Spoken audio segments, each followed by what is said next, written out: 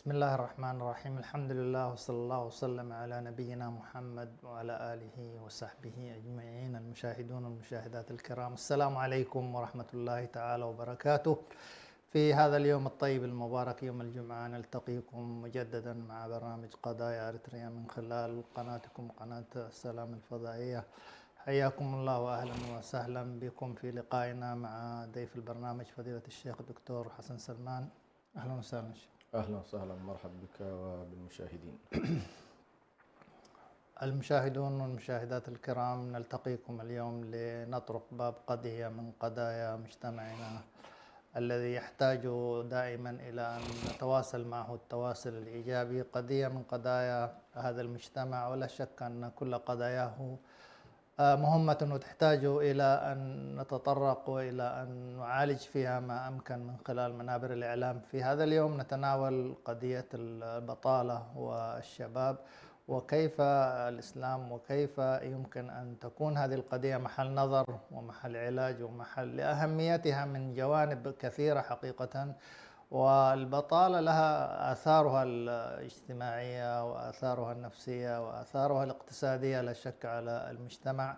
ومن خلال برنامجنا اليوم فضيلة الدكتور لعلكم تدخلون معنا للحديث عن رؤية في موضوع أنه العمل وأهميته ووظيفته في المجتمع، وأنه أساس حقيقة يركز عليه الإسلام. حياكم الله فضيلة الشيخ، تفضل. الحمد لله رب العالمين، والصلاة والسلام على رسول الله الأمين وعلى آله وصحبه أجمعين. طبعا موضوع البطالة أو بطالة الشباب، باعتبار أن موضوع الحلقة يدور حول هذا الموضوع، نعم، لكن يسبقه ويتقدمه كما تفضلت موضوع العمل في الإسلام وفي بقية أيضا الاتجاهات. يعني يكاد البشر كلهم يتفقون على أن هذا الإنسان بغض النظر عن المرجعية التي يرجع إليها، سواء كانت مرجعية دينية أو كانت مرجعيات وضعية طبيعية، لكنهم كلهم يتفقون على أن هنالك منظومة من الأسباب تجري على هذا الإنسان. نعم. مثلا الكل يتفق بأن الله سبحانه بأن هذه الأرض هي عبارة عن مستودع لما يمكن أن يحتاجه الإنسان، هذه كلنا تقريبا نتفق عليها. جميل. أهل الإسلام وأهل الأديان بشكل عام يتفقون على أن من أودع ذلك هو الله، أي أن الله سبحانه وتعالى سخر لهذا الإنسان ما في السماوات وما في الأرض. جميل. وهذا التسخير مبني على مسألة مهمة جدا، وهي قضية الاستخلاف، وهو أن الله سبحانه وتعالى أراد لهذا الإنسان أن يكون خليفة في الأرض. نعم. وأنه يخوض نوعا من الابتلاء التعبدي الخاص به. جميل. ومثلا الملائكة لها نمط من أنماط التعبد، وعوالم الأشياء كذلك لها نمط من أنماط التعبد. نعم. عوالم الأشياء نمطها أنها تخضع لقانون الله تبارك وتعالى، وهذا قد يكون نوع من التسبيح، ولكن لا نفقه تسبيحه. نعم. يعني كل ما في السماوات والأرض له تسبيحه، ولكن لا نفقه تسبيحه. لكن الشاهد بأن كل حركة في الكون خاضعة لإرادة الله سبحانه وتعالى، وبالتالي هذا نمط من أنماط التعبد. لماذا؟ لأنه الله تبارك وتعالى قال للسماوات والأرض ائتيا طوعا أو كرها قالتا أتينا طائعين، فهم خاضعون للطاعة بمنطق السنة التي أودعها الله في عوالم الأشياء، وهي ما يعرف بالقوانين الإلهية الناظمة لهذا الوجود. فتجد أن حركة هذا الكون في استمرار وفي ديمومة لا تتوقف. يا سلام. هنالك حركة الملائكة التي تقوم على التسبيح المستمر وعلى عبادة الله من غير أن يكون هنالك معصية، لا يعصون الله ما أمرهم ويفعلون ما يؤمر، لا يعصون الله ما أمرهم ويفعلون ما يؤمرون. نعم. هنالك نوع ثالث من أنواع من أنواع المكلفين، وهو هذا الإنسان، وكذلك عالم الجن. الإنسان تعبده يقوم على الاختيار. يقول الإعلام الشاطبي عليه رحمة الله، يقول ومقصود إنزال الشريعة أن يكون هذا المكلف عبد لله اختيارا كما هو عبد لله اضطرارا. يعني الإنسان سبحان الله كائن يجمع بين الاختيار والاضطرار، فعنده جوانب يخضع فيها للاضطرار، حياته وموته ومرضه وسقمه وأشياء كثيرة جدا، هو وقبيلته ونشأته والبلد الذي ولد فيه، لا هذه كلها خاضع فيها لمنطق الاضطرار، يعني هو ليس مختارا في أنه والله في هذه الأشياء، لكنه فيما يتعلق بالتكليف الأوامر والنواهي هو خاضع للاختيار. وهنا تأتي عملية الاستخلاف، إني جاعل في الأرض خليفة. هذا الاستخلاف المبني على تهيئة ما هي والتسخير للمكونات بنيت عليها أن هذا الإنسان مخلوق في هذه الأرض ومسخر له، لكن هذا التسخير منطق التسخير نفسه لا بد أن يصاحبه منطق التكليف والعمل. فالله عز وجل صحيح سخر لك الأرض، تستطيع أن تخرج لك النبات وتخرج لك المعادن وتخرج لك المياه، أشياء كثيرة جدا في دواخل هذه الأرض، لكن تصور لو أن الإنسان لم يتحرك ولم يبذل جهد ولم يبذل عمل. فهنا تأتي قضية أن البشر جميعا متفقون على أن والله لا نستطيع أن نحصل على ما في هذه الأرض إلا عن طريق العمل، بغض النظر عن الفلسفة التي ينطلق منها كل واحد. طبعا في الوضعيين عندهم فلسفتهم، والإسلاميين أو الدينيين عندهم أيضا فلسفة. فنحن بالنسبة لنا ننظر إلى أن موضوع الاستخلاف مبني عليه موضوع الابتلاء ليبلوكم أيكم أحسن عملا، من ضمنها لا بد الإنسان ليحقق الاستخلاف في الأرض والعمران ويحقق عبادة الله سبحانه وتعالى لا بد من العمل. ولذلك لاحظنا كثير من الآيات أكدت على هذا المفهوم، كثير من الآيات وكثير من الأحاديث أكدت على هذا المفهوم. فالله سبحانه وتعالى مثلا يقول فامشوا في مناكبها وكلوا من رزقه وإليه النشور. أي هذه الأرض التي يسرها وسخرها يطل أن تمشي في مناكبها وأن تسعى فيها وأن تبحث عن الرزق في داخلها. وكذلك الله سبحانه وتعالى يقول فانتشروا في الأرض، انتشروا في الأرض وابتغوا من فضل الله. إذا انتشار وابتغاء من فضل الله. كذلك الله سبحانه وتعالى في أواخر سورة المزمل يقول وآخرون يضربون في الأرض يبتغون من فضل الله وآخرون يقاتلون في سبيل الله. إذن سعي في هذه الأرض بحثا عن أسباب الوجود. جميل. كذلك الله سبحانه وتعالى يقول هو أنشأكم من الأرض واستعمركم فيها. أنشأكم من الأرض واستعمركم فيها. ويقول الله سبحانه وتعالى يا أيها الذين آمنوا لا تأكلوا أموالكم بينكم بالباطل. طبعا هنا هذه ضوابط على كل. ثم أيضا النبي صلى الله عليه وسلم حث على العمل، حث على الجهد. يقول سبحانه وتعالى، يقول النبي صلى الله عليه وسلم ما أكل أحد طعاما خير من عمل يده، وقال لئن يأخذ أحدكم حبلا فيحتطب ويأكل من عمل يده، يعني ويأتي بحزمة من الحطب خير له من أن يسأل الناس، أو كما قال النبي صلى الله عليه وسلم. وقال النبي اليد العليا خير من اليد السفلى. فالشاهد هنا أن الشريعة حثت على السعي وحثت على العمل وحثت على الإنجاز وحثت على أن الإنسان يأكل من عمل يده، بل ذهبت الشريعة إلى تحريم أو كراهية أن يسأل الإنسان الناس من غير حاجة. كان النبي صلى الله عليه وسلم يبايع بعض أصحابه على أن لا يسألوا الناس. ولهذا كثير من العلماء النووي وغيرهم ذكروا مجموعة من الأحاديث تنص على أن النبي صلى الله عليه وسلم منع من أن الناس يسألون من غير حاجة. بل يأتي يوم القيامة النبي صلى الله عليه وسلم أشار لأن من لا يزال رجل يسأل الناس حتى يأتي يوم القيامة وليس في وجهه مزعة لحم. فإذا هذا الإسلام الذي يوجه الناس إلى هذا الاتجاه يريد منك أن تعمل، لا يريدك بطالا ولا عطالا ولا يريدك سائلا تسأل الناس، بل عليك أن تعتمد على إمكاناتك وعلى قدراتك وعلى جهدك حتى تستطيع أن تقوم. وبل حثت الشريعة حتى في أصعب اللحظات وأصعب الظروف، وهي لحظة يعني لحظة القيامة. النبي صلى الله عليه وسلم يقول إذا قامت الساعة وفي يد أحدكم فسيلة، اللي هي الأشياء التي يمكن أن تضعها في الأرض كبذرة من البذور أو شتلة من الشتول، وفي يد أحدكم فسيلة فإن استطاع أن يغرسها فليغرسها.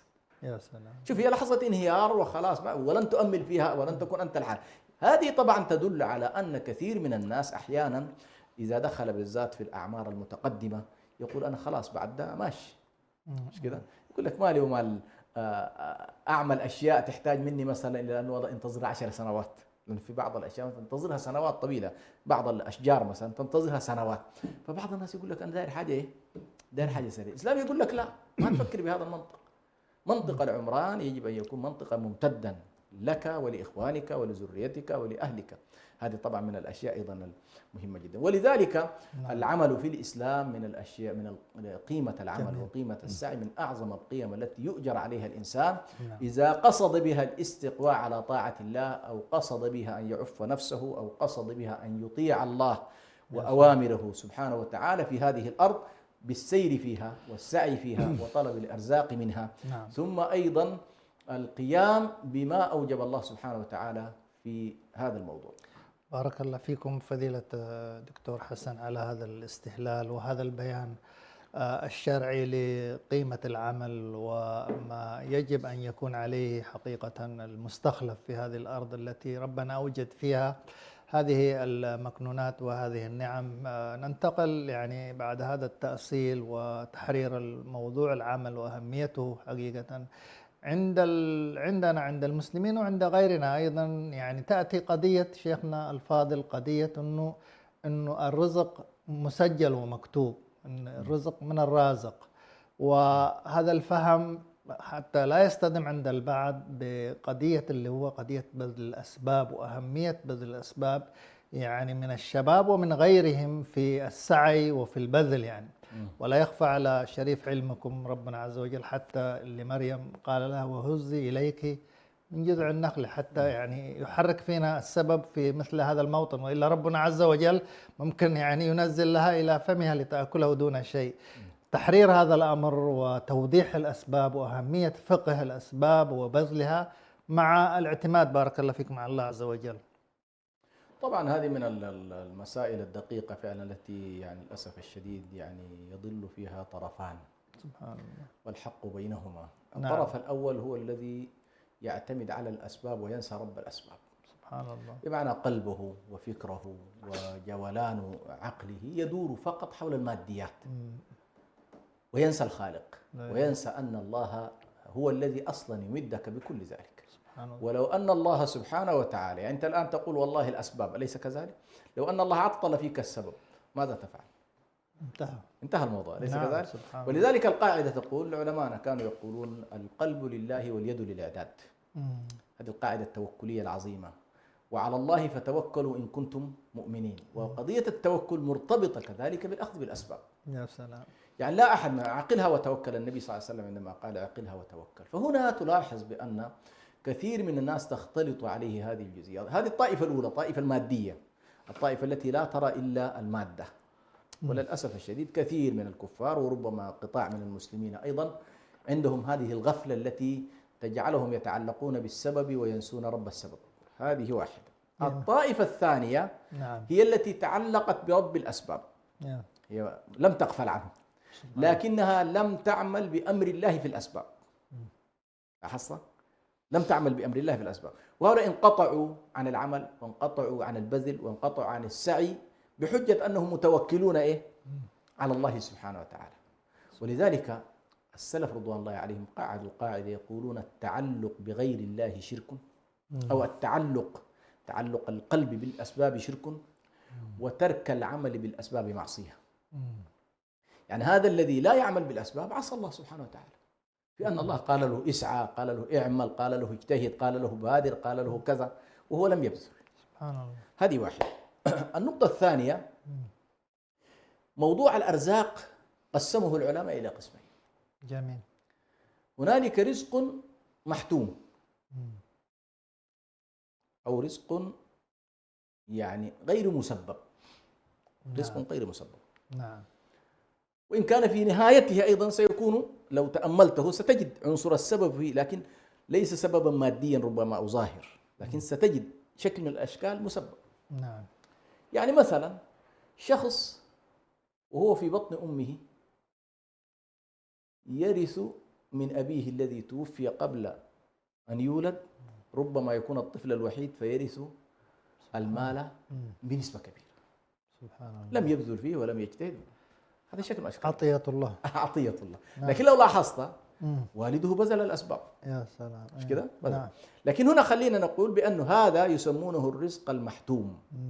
كل منا الله سبحانه وتعالى الرزق المحتوم، أكلك وشربك بعض الأشياء محتومة.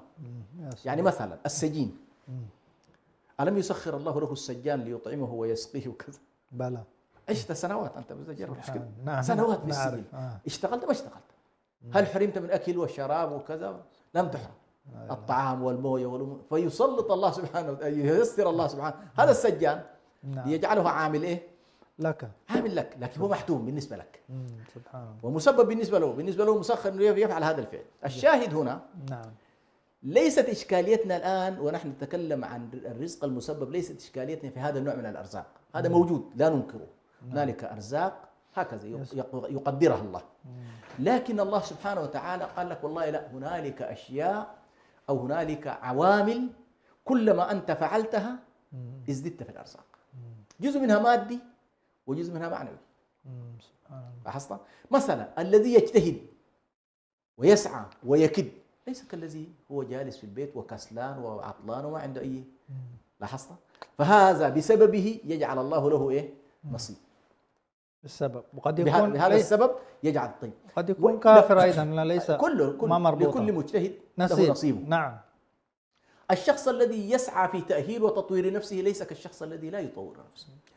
يعني اليوم أنت مثلا ما عندك أي علاقة بالإنترنت ولا بالذكاء الاصطناعي ولا شيء، لكن فجأة قررت إن والله لما لا أدخل هذا المجال، فتدخل وتطور وتعمل مهارات وتعمل كذا، ثم فجأة تتحول إلى إيه؟ إلى رجل أعمال. سبحان الله. لاحظت؟ نعم. هنا إذا عطلنا هذا الجانب، إذا عطل المسلمون الأرزاق المسببة، معناها تعرف إيش؟ معناها لا نزرع ولا نرعى ولا نصيد ولا نتحرك ولا نطور أنفسنا. كل حالات التطور والسباق البشري لا ندخل فيه، وهذه إشكالية كبيرة. ولذلك نحن عندما نتكلم عن هذا النوع هو النوع الذي يحصل فيه السباق البشري. سباق البشري. يعني الله سبحانه وتعالى قال لك والله أنا هذه الأرض الأرزاق فيها متاحة، قدر فيها أقواتها سواء للسائلين، الكل متاح له ذلك. فمن استطاع أن يسعى فيها ويمشي فيها ويضرب في الأرض ويسعى ويجتهد سيجد رزقه. الذي لا يسعى ولا يجتهد ويهمل العمل لن يجد نصيبه بسبب إيه؟ لم يفعل السبب الذي يصل به إلى هذا اللي هو الرزق المسبب. هنالك أسباب غير مادية أوردها أيضا عدد من أهل العلم. مثلا الذي يصل رحمه يبارك الله له في رزقه. سبحان الله. والذي يقطع رحمه يقطع الله تبارك وتعالى عنه الأرزاق. وكذلك تقطع الأرزاق أحيانا بسبب المعاصي. إن أحدكم يعني يحجب عنه الرزق بسبب الذنب يصيبه، مش كده؟ أو كما قال النبي صلى الله عليه وسلم. فإذا عندنا أسباب مادية وعندنا أسباب معنوية، كلها لها علاقة بإيه؟ بمسألة الأرزاق. وفي النهاية دار أقولها، موضوع الأرزاق وموضوع الأعمار تخضع إلى منظومة القدر التي لا يعلم كثير من تفاصيلها إلا الله سبحانه وتعالى. أنت ما عليك إلا أن تعتمد أو تؤمن بالقدر خيره وشره، وابذل الأسباب الشرعية منها والمادية، ستجد بعد ذلك إن شاء الله بأنك قد أتيت ما أمرك الله به من تعلق القلوب به سبحانه وتعالى، ومن أنك تبذل الأسباب ولكنك تدرك بأن هذا السبب ما كان ليفعل فعله لولا عناية الله، لولا توفيق الله، لولا. مثلا عشان انتهي أختم هذه الجزئية. لاحظ النبي صلى الله عليه وسلم الذي هو محمي من الله، محمي من الله النبي صلى الله عليه وسلم. حتى وكل الرسل حتى يبلغوا رسالتهم محميين من الله، على خلاف الأنبياء. عشان برضو الحتة دي، الأنبياء قد يقتلون، أما الرسول الذي له رسالة يحملها للناس لا يقتل. هذه طبعا من الأشياء. لذلك عيسى عليه السلام لأنه رسول لما فكروا في قتله رفعه الله، ما مكنهم منه. لكن الأنبياء قد يقتلون. جميل. دي طبعا أين. لكن لاحظ النبي صلى الله عليه وسلم أمره الله بالهجرة، أخذ كل الأسباب، إخفاء الطريق والتضليل والراعي وبتاعة الخبر وكل الأسباب التي يسلكها الشخص العادي. ليش ما قال النبي صلى الله عليه وسلم يا أخي أنا رسول وأنا محمي ولن يضيعني؟ لا، هذه هي السنن التي أرادها الله لأنبيائه وأتباع أنبيائه. لكن مع ذلك علمه شيء مهم جدا، وهو أن هؤلاء الناس مع كل هذه الأفعال قريش وصلت إلى النبي صلى الله عليه وسلم على رأس إيه؟ الصخرة التي تحتها النبي صلى الله عليه وسلم، ليقول له كل ما فعلته صحيح، وعلى أمتك أن تتعلم أنهم يفعلون فعلك، لكن لولا عنايتي ومعيتي لك ها هم قد وصلوا إليك. يا سلام. يا رسول الله لو أن أحدهم نظر تحت قدميه لرآنا. لا إله إلا أحصل؟ فيقول له لا، أنت ما تفتكر أنك والله هذا الشغل هو اللي حاميك، لا، الله. يجب أن تستحضر أني معك. لا تحزن. لا تحزن إن الله معنا. الله أكبر. فهذه القضية كيف إنه والله القلب معلق بالله والجوارح تشتغل شغلها. يا سلام. الجوارح تشتغل، لكن أثناء شغل الجوارح القلب لا ينصرف عن الله، يا سلام. وأثناء تعلق القلب بالله الجوارح لا تتعطل. هكذا خلقنا الله سبحانه وتعالى، فنجمع بين عبودية القلب وبين عبودية الجوارح. نعم. فعبودية القلب التعلق بالله، وعبودية القلب الرجاء منه، وعبودية القلب محبته، إلى غير ذلك. وعبودية الجوارح أن تسعى وتعمل وتجتهد، وبذلك يكون قد وفقنا في قضية الأرزاق بين الأرزاق المحتومة والأرزاق المسببة. بارك الله فيكم على هذا البيان الشافي المفيد، حقيقة رائع، جزاكم الله خير. فضيلة الشيخ، لعله أن أيضا نعرج ونحن نتحدث يعني عن قضية شبابنا وبلادنا إريتريا، وموضوع حقيقة يعني الأسباب التي يعني معيقة أو أسباب البطالة، يعني حتى يعني نشخص وحتى أيضا نعالج يعني حقيقة. ونحن نعرف يعني الدولة قامت، ولكن حقيقة المعاناة ظاهرة في نفور. ونحن أيضا نتحدث عن الشباب، هذا الشباب نجده حقيقة ينفر نفورا إلى منذ أن قامت الدولة وإلى الآن لا يزال هذا الحقيقة الهروب الذي يعني ما الأسباب؟ لماذا لا يوجد عمل؟ لماذا لا يوجد احتضان؟ لماذا لا توجد مؤسسات تستوعب حقيقة هذه الطاقات وتوجد لها الفرص؟ هل هي قضية في النظام في الدولة أم قضية أيضا جوانب تتعلق أيضا بكيف تشخصون وكيف ترون هذه الحالة اللي في البلد في الفرص للشباب والعمل الذي يمكن أن يشغلوه؟ بارك الله فيكم. أولا خلينا نؤكد على أن إريتريا نعم فيها موارد وفيها إمكانات وفيها أرزاق بحرية وأرزاق برية وأرزاق جبلية وثروة حيوانية، وفيها معادن وفيها قدرات، ما فيها كلام. يا سلام. فإذا إريتريا حتى لا نحاول أن نتصور أنها دولة فقيرة، ليست فقيرة. إريتريا تحت كل صخرة وقية ذهب. يا سلام. كل حاجة تلقى لك حجر كده من الأحجار فيه ذهب مثلا، فالذهب لا حصر له. بس لو أن والله ترك هذا الشعب ليبحث ويضرب في الأرض بنفسه ما محتاجة أصلا إلى الدولة دي واحدة. إذا الدولة عندها موارد. جميل. لكن مشكلتنا أن هذه الدولة نفسها هي التي تعطل الموارد. الدولة نفسها بسياساتها تعطل كل هذه الموارد. أولا من خلال حروبها. هذه الدولة منذ 91 لم يرى الشعب الإريتري راحة بال أبدا. دولة قدرتها على صناعة الحروب والبحث عن مشكلات والبقاء تحت هذه المشكلات والحروب، هذا الأصل. هذا الأصل. وللأسف الشديد طبعا يمرر كل ذلك بحجة أنه والله الكيان الوطني الإريتري مهدد، وكل مرة على كل نحن في إشكال. يعني حتى الفترات التي تحصل فيها عمليات سلام وعمليات استقرار، بدل أن يبحث النظام على معالجة ونزع فتيل الأزمات بينه وبين الجوار، لا يبحث عن ذلك. لا يبحث عن ذلك، يبحث عن خلق مشكلة جديدة، يبحث عن خلق مشكلة ليجعلنا دائما في إيش؟ في دوامة لا نهاية. هذه واحدة. النقطة الثانية، نعم. أنت عندك شباب أو عندك شعب من عمر 18 إلى عمر 60 ديل كلهم خاضعين لخدمة وطنية. خدمة وطنية مفتوحة. فهؤلاء مجرد أن زججتهم في الجيش، حتى لو افترضنا أنه بعضهم يشغلوهم في السخرة بالطريقة لكنهم في النهاية لا ينتجون إنتاجا حقيقيا. لما أنت والله القوة العاملة في البلد وضعتها على جبهات القتال، معروف إمبراطوريات كبرى تسقط بسبب أنه والله الحروب خلت دولة صغيرة ما عندها تلك الإمكانات. إذن الأسباب جزء منها له علاقة بالسياسات، السياسات التي تسلكها الحكومة، وخصوصا إدارة الحروب وتأجيج الحروب. سياسات المتعلقة بالتجنيد لها علاقة كذلك. سياسات التجنيد مبنية عليها غياب التحفيز. يعني أنت لما تأخذ شخص ولا تعطيه مثلا ما يكفيه وما يستعين به على حياته، ولا تراعي أن هذا الإنسان في النهاية بشر عمره محدود، لاحظت أقصى أحوالنا التي ننتج فيها مثلا إلى عمر 60 و70 مثلا كما قال النبي صلى الله عليه وسلم، وأنت لا تراعي ذلك، لا تراعي بنيته في مرحلة أنه متى سيعمل، متى سيتزوج، متى سيربي، هذه كلها أنت بالنسبة لك لا تراعيها. فطبيعي جدا قتلت التحفيز، وبالتالي قتل التحفيز سيؤدي إلى أنه الناس ليش تشتغل أصلا إذا كان. ثم النقطة الرابعة النمط الاشتراكي، ثبت أيضا دوليا بأن والله النمط الاشتراكي لا يؤدي إلا إلى مزيد من الفقر. لماذا؟ لأنه التحفيز غائب، تحفيز غائب يعني. سوء إدارة الموارد أيضا هذا موجود.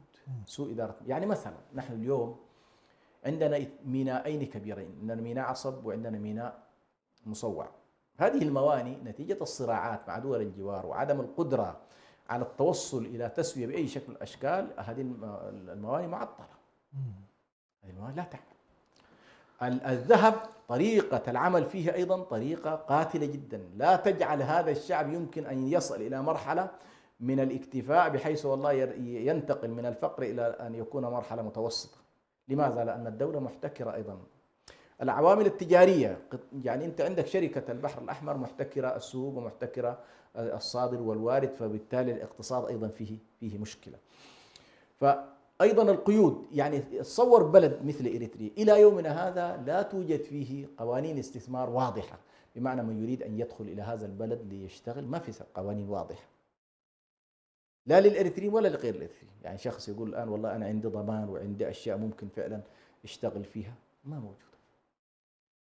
تحفيز الطاقات الشبابية فيما يتعلق بأنه كثير من البلدان تحاول أن تعمل مشاريع تدخل فيها الشباب وتعزز فكرة أن يعملوا هؤلاء الشباب، هذه المسألة عندنا غير موجودة. فالطاقات الشبابية كلها كما تفضلت تهرب من البلد وتخرج. لماذا؟ لأنها والله لا تجد في هذا البلد بقيتها من التنمية والتطوير إلى غيره، فهي عبارة عن محرقة، وكل مرة قرار الحرب والسلم متروك للشخص الواحد الذي يقرر بين عشية وضحاها يحارب أو يسالم. هذه كلها في تقديري من الآن. أيضا اختلال ميزان توزيع الثروات، عندنا إشكالية كبيرة جدا في موضوع توزيع الثروات. أؤكد أخيرا أن إريتريا أيضا إذا كان هذا على مستوى النظام وسياسات النظام، وتلك على مستوى أن الأرض الإريترية فيها من الموارد ما يكفي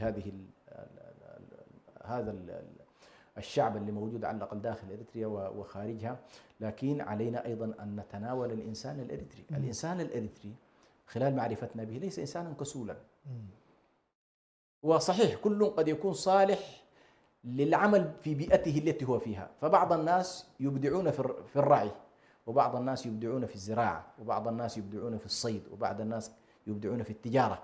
لاحظت؟ لكن هذا الشعب عامل، يعني ليس شعبا خاملا. الشعب ما يوصف بأنه شعب خامل أو والله الشباب ما يميل للشغل، لا، بدليل أنه والله هذا الشباب نفسه الذي يخرج من إريتريا يتحول إلى طاقة عاملة وطاقة فعلا إنتاجية وتستفيد منهم كثير من البلدان الأخرى.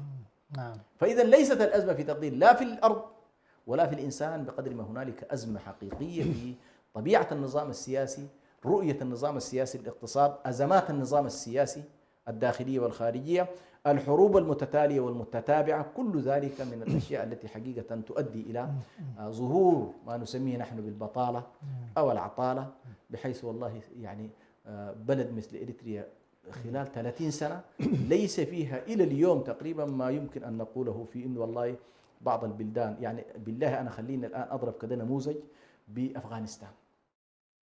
أمس تقريبا وزير الكهرباء في أفغانستان يعلن، لأن عنده 3 سنوات، يعلن اكتفاء كامل للكهرباء في أفغانستان. يا سلام. نحن 30 سنة قاعدين ندخل كهرباء، العاصمة تتهم كل شيء متعطل. لا عندك كهرباء يعني في مناطق لم ترى كهرباء أصلا. عندك العاصمة كما تفضلت يمكن أكثر القطاعات فيها إلى الآن الوسائط، قضايا الإنترنت، موضوع المياه، إلى الآن في أزمات في المياه. فإذا كان أنت حتى هذه اللحظة بعد 30 سنة مش قادر والله تعمل أقل ما يمكن أن تقوم به الحكومات في أنه والله توفر الماء، توفر الكهرباء، توفر الصحة، توفر التعليم بالصورة كل ذلك من الأسباب التي تؤدي إلى أن البلد يكون طارد. والذي أخشاه وكثيرا ما يتكلم فيها فضيلة شيخنا الشيخ برهان، أن البلد يتعرض لطرد إنسانه. هنالك طرد لهذا الإنسان بسياسات ممنهجة. ماذا يراد؟ دي خلينا الناس تناقشها، لكن واضح أن سياسات الدولة تقوم على أساس طرد هذا الإنسان الذي يقطن على هذه الأرض. هل هنالك فكرة لإحلال وإبدال؟ هل هنالك فكرة طرد الناس من الداخل لتفكير على كل آخر تقراية تقنية أو غيرها؟ ممكن. كل هذه القضايا واردة لما الدولة لا تبالي بشعبها ولا تبالي بشبابها ولا تبالي بجاذبية أن تكون الأرض جاذبة. هذه أريتريا إلى الآن لو قلت لك فقط باقية بعد توفيق الله باقية بمحبة إنسانها لها. يعني إلى الآن الإنسان الأريتري متشبث بأرضه، لكن الحكومة مش حريصة على بقاء الإنسان. وحتى من خرج يتشوف إلى يعني أن يعود إليها الشوق إليها باقي. ولو سمع بأن اثيوبيا والله دار تجتاح مستعد في ظل هذا الوضع الطارد، مع ذلك مستعد يقاتل في سبيل حماية أرضه وحماية مقدراته.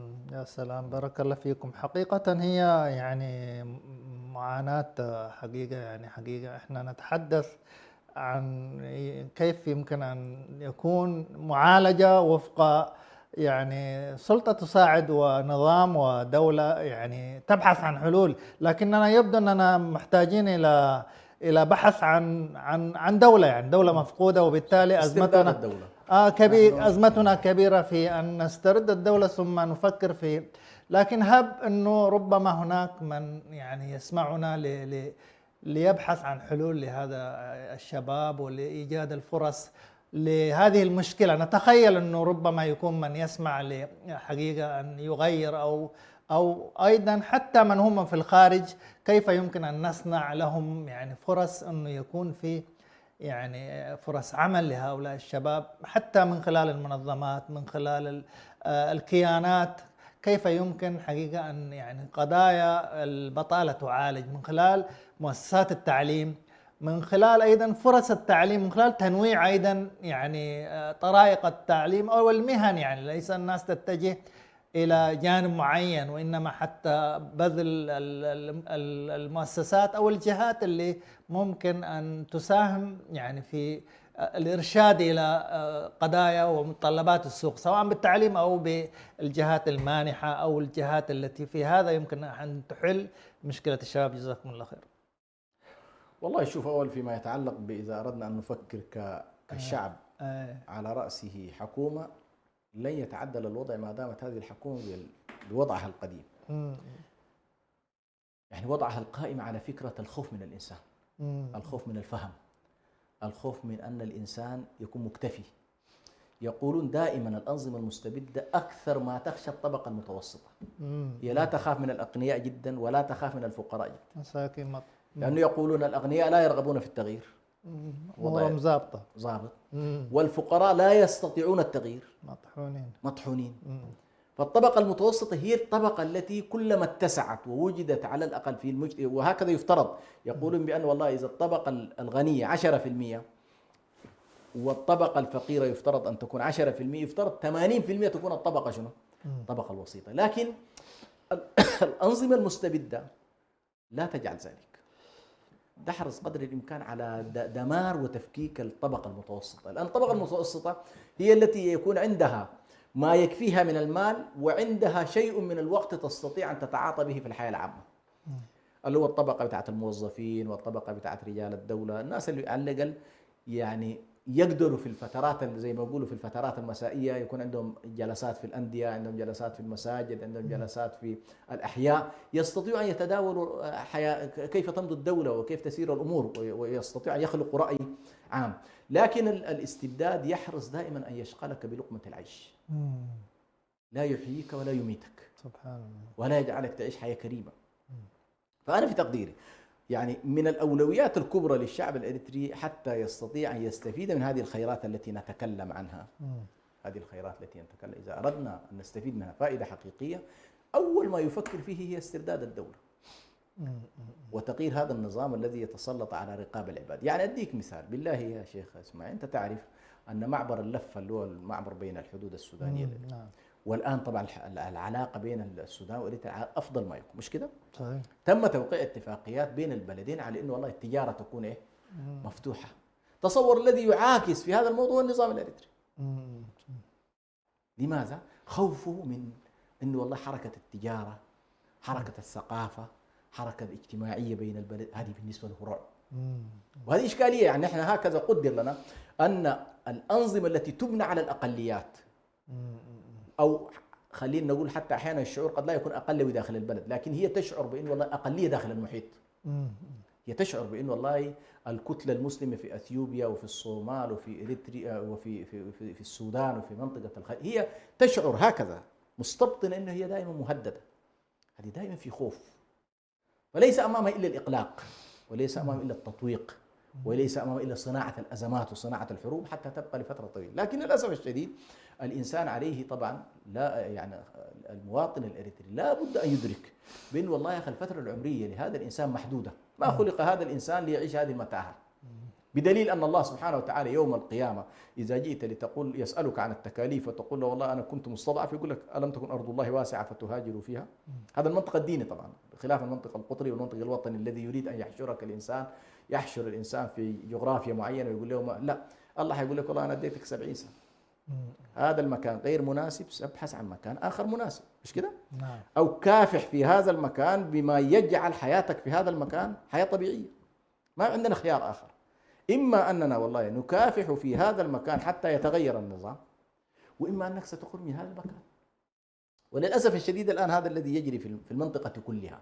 الدول الاستبدادية بقت دول طاردة فالناس تهرب منها، تذهب إلى المناطق الأخرى التي تستطيع أن تعيش فيها حياة كريمة. لكن بالنسبة لمسألة لو افترضنا أنه اليوم خلاص أن الله سبحانه وتعالى يعني أعاننا على مسألة تغيير النظام، وتم تغيير النظام وبدأنا نعمل على بناء الدولة. نعم. يعني أنت أول ما ستفعله في مثل هذه الحالة حتى تستطيع أن تجعل الشعب يبدع في عملية الإنتاج هو أن يشعر أن هذه الدولة تمثله.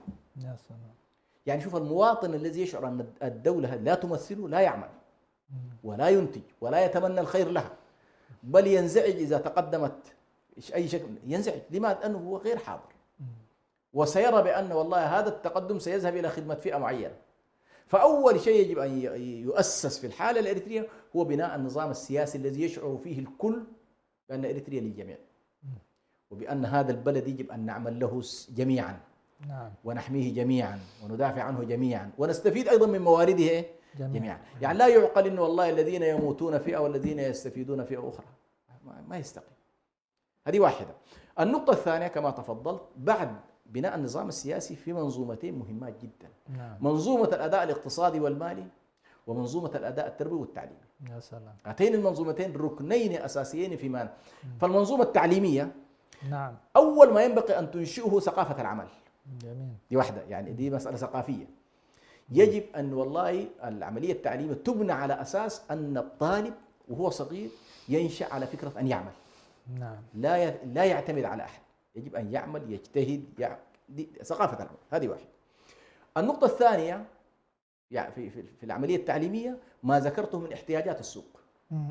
للأسف الشديد إلى الآن كثير من بنياتنا التعليمية هي بنية الاحتلال، ليست بنية الدولة الوطنية.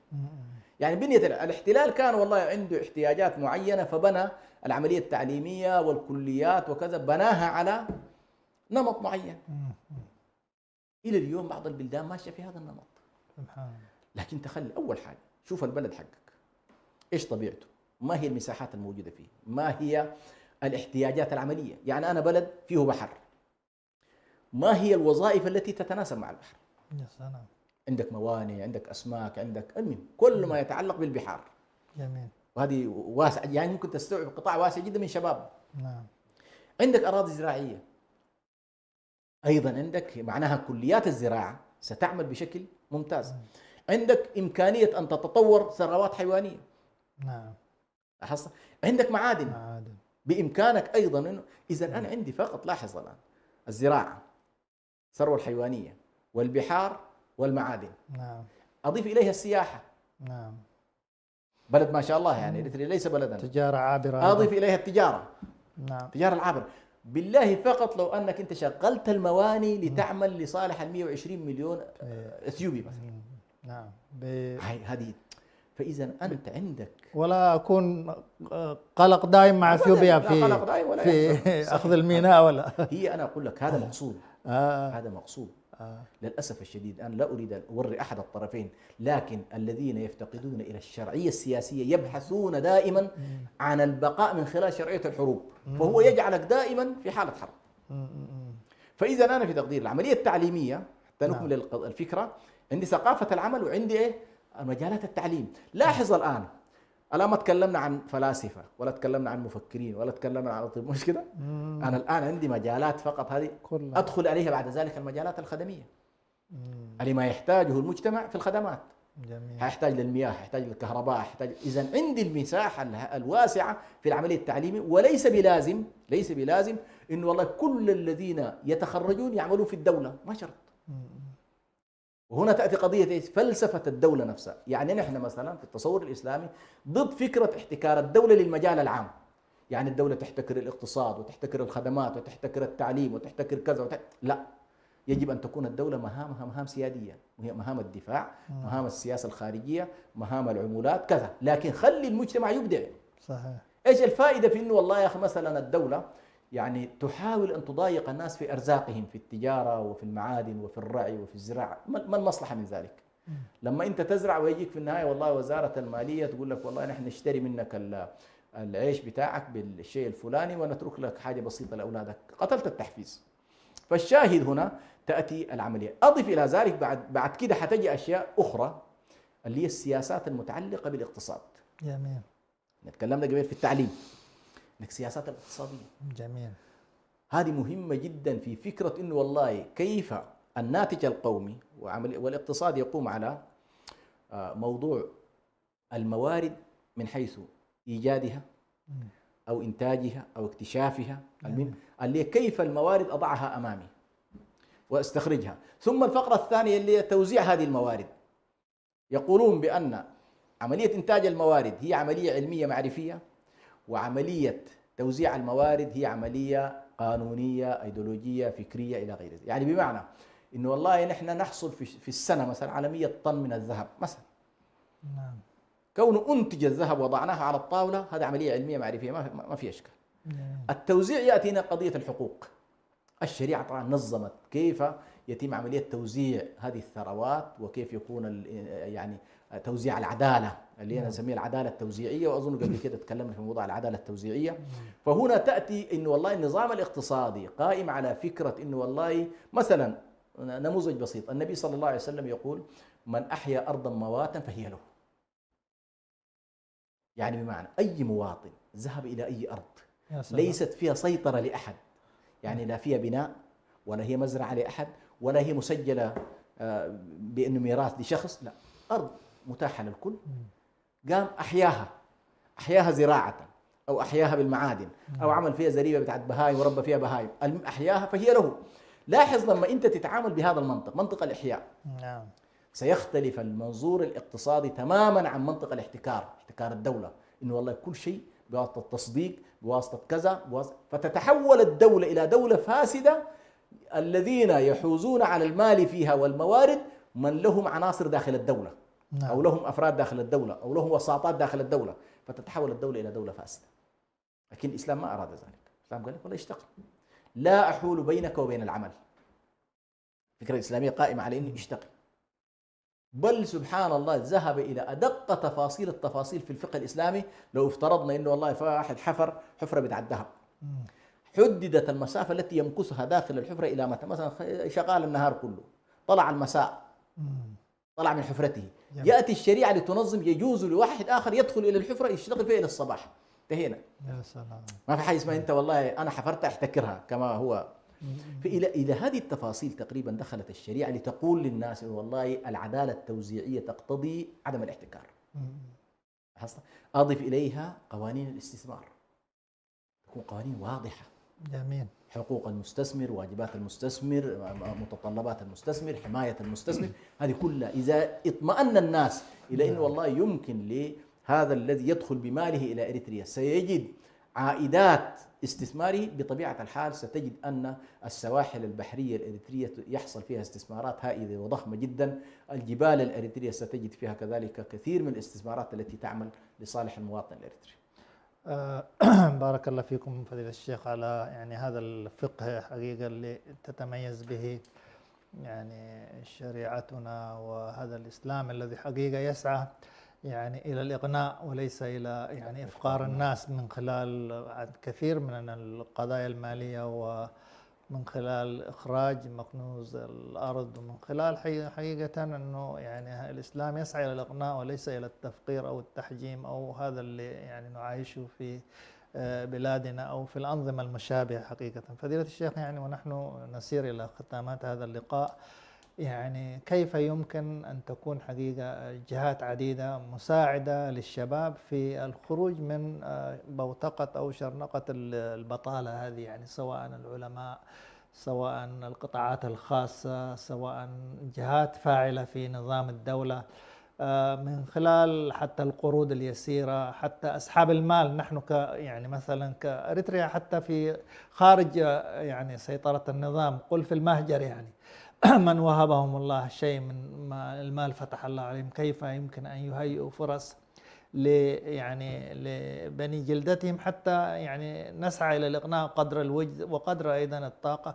وحتى في الخارج يعني الذين أقصد في الداخل، كيف يمكن أن المجال المتاح على كل حال، كيف يمكن كلنا أن نتعاون في هؤلاء الشباب، يعني نستوعبهم وننقلهم من خلال أيضا تعدد المهن، من خلال كما أشرتم في وسائل التواصل الاجتماعي أيضا باب من أبواب الإغناء، الفرص اللي ممكن يعني نهيئها أو ننبه عليها يعني الشباب أو غيرهم في هذا المحور. يعني بارك الله فيكم.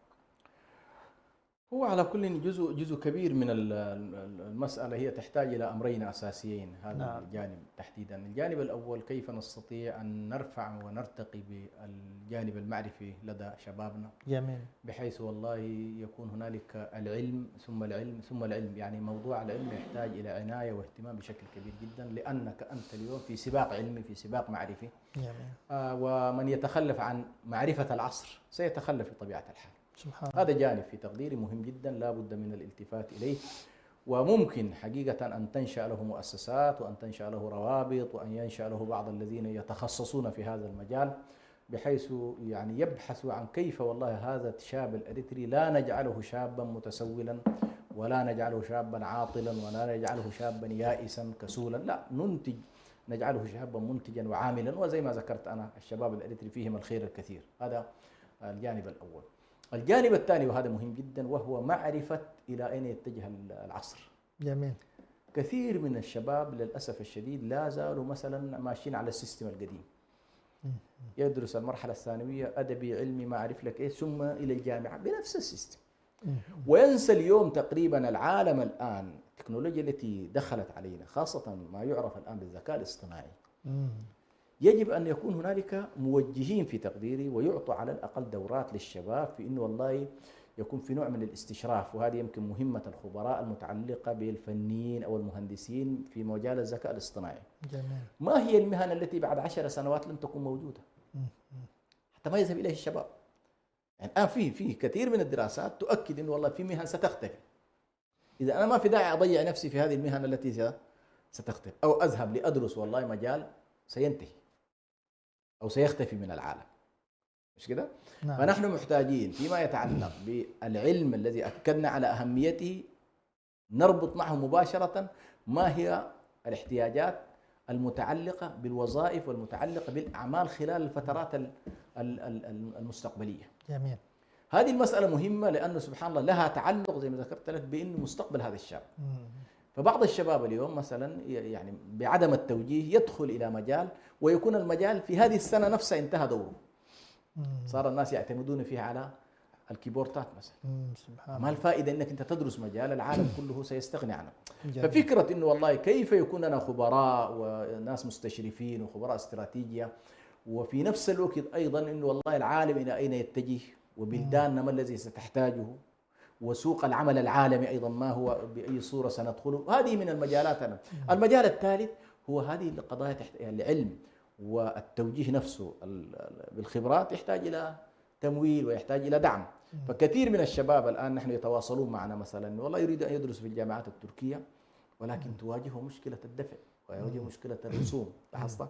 ونحن لا نستطيع أن نوفر مثلا هذا الجانب. فهذه قضايا كلها إذا اشتغلنا عليها والمجتمع بدأ يحس بأنه والله يا أخي أنا مساهمتي في الارتقاء بالمجتمع مما يساهم في النهاية في سد ثغرة من الثغرات، في معالجة مشكلة أسرة من الأسر.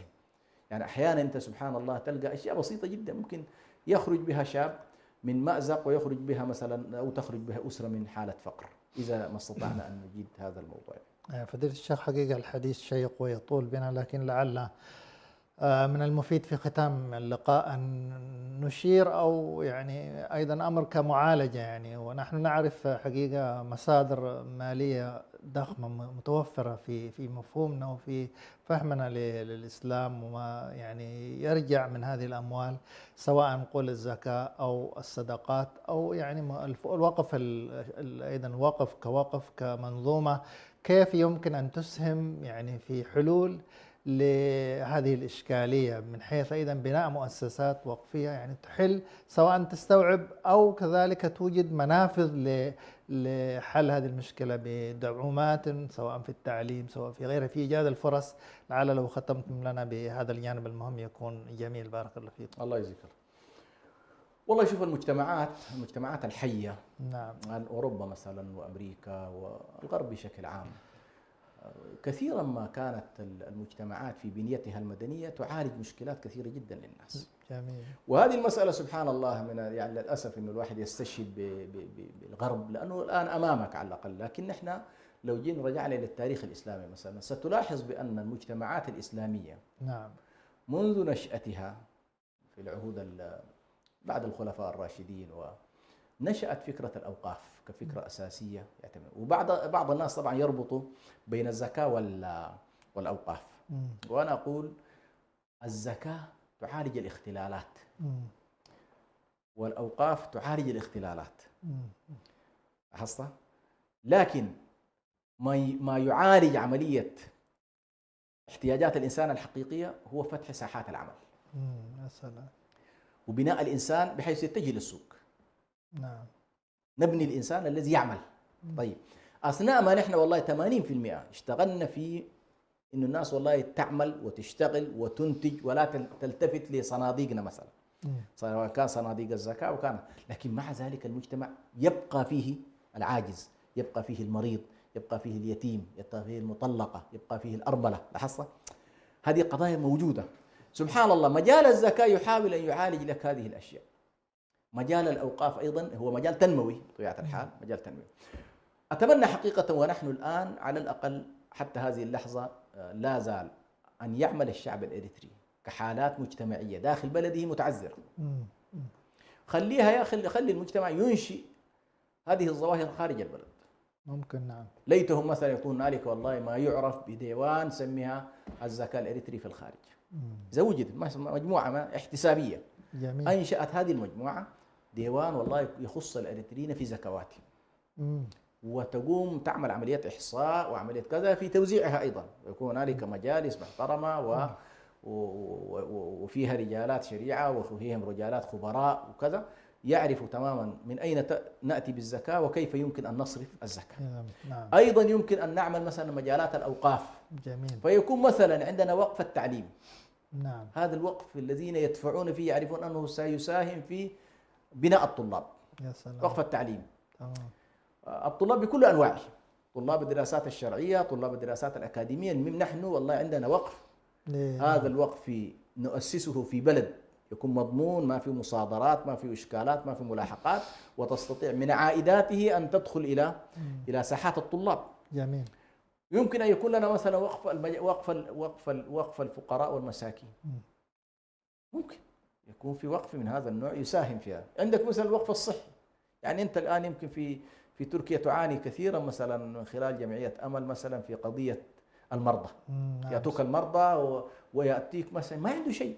معظم الناس اللي قاعد يأتون الآن من إريتريا يأتي ربما يحمل لك فقط والله ما يستطيع أن ينزل به فندق يومين ثلاثة، لكن بعدها أمامك إشكالات كبيرة جدا. ومع ذلك أنت يعني أنا حقيقة أحيي من هنا إخوانا جزاهم الله في مختلف المواقع الذين يتجاوبون عندما نطرح فكرة مريض ونقول والله هنالك مريض في المستشفى الفلاني عليه أعباء فتفاعلوا.